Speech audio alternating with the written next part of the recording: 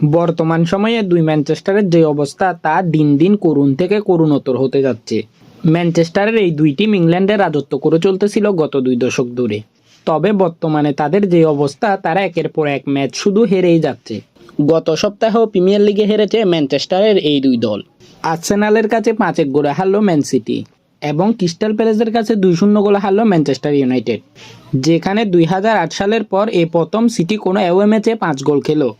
আর অপরদিকে 130 বছর পর প্রিমিয়ার লিগে নিজেদের ঘরের মাঠে প্রথম 13 ম্যাচের 7টায় হারল ইউনাইটেড। দুই ম্যানচেস্টারের এই অবস্থা হবে তা সিজনের শুরুতেও হয়তো কেউ ভাবেনি। তবে মিড সিজনে তারা তাদের দুই দলকে রিপেয়ার করার চেষ্টা করছে, যেখানে ম্যান সিটি টাকার উপর টাকা খরচ করে মারমুশ, নিকো গোঞ্জালভেস, ভিটোর রাইসদের মতো একের পর এক স্টার সাইনিং করে যাচ্ছে।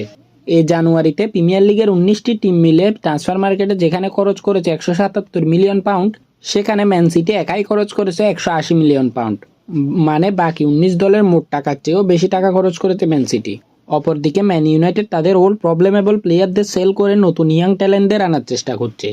এখন দুই দলের এই করুণ অবস্থার কারণ কি? ম্যান সিটির ক্ষেত্রে তাদের এই করুণ অবস্থার কারণ প্লেয়ারদের ইনজুরি এবং প্লেয়ারদের ইনকনসিস্টেন্সি। এই সিজনে রদ্রি, রুবিন ডিয়াস, নাথান আকেদের মতো প্লেয়াররা সিজনের বেশিরভাগ সময় ইনজুরির কারণে কাটিয়েছে মাঠের বাইরে। তবে ইনজুরির চেয়েও বড় প্রবলেম হলো প্লেয়ারদের কনসিস্টেন্টলি পারফর্ম না করা।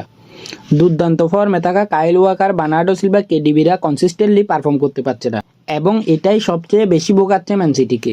আর অপর ম্যানচেস্টারের এই দুর্দশার কারণ হলো তাদের পুরানো বোর্ডের ভুলভাল সিদ্ধান্ত, যার ফলটা তারা এখনো ভুগে যাচ্ছে। হাই ইউএস দিয়ে একের পর এক ফ্লপ সাইনিং করা, যাদের এখনো পর্যন্ত সেল করতে পারছে না তারা। এখন দেখার বিষয় দুই টিমেরই এই ট্রান্সফার স্ট্র্যাটেজি কতটা সফল হয়, কারণ বর্তমান সময়ে দুই দলেই কঠিন এক সিচুয়েশন ফেস করছে। যেখানে গত 4 সিজন টানা প্রিমিয়ার লিগ জিতা ম্যান সিটি বসে রয়েছে পয়েন্ট টেবিলের 5 নম্বরে, তাও 23 ম্যাচে 41 পয়েন্ট নিয়ে। এবং চ্যাম্পিয়ন লিগের নকআউট পর্বেও তাদের খেলতে হবে বর্তমান চ্যাম্পিয়ন রিয়াল মাদ্রিদের সাথে।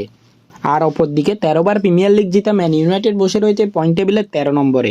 দুই দলকেই পরাজয়ের এই কালো মেঘ কাটিয়ে তাদের ফ্যানদের জয়ের এক সুমধুর বসন্ত উপহার দিতে হবে। এখন দেখা যাক এই মিশনে কতটা সফল হয় ম্যানচেস্টারের এই দুই দল। ভিডিওটি ভালো লেগে থাকলে চ্যানেলকে অবশ্যই সাবস্ক্রাইব করে আমাদের সাথে থাকবেন।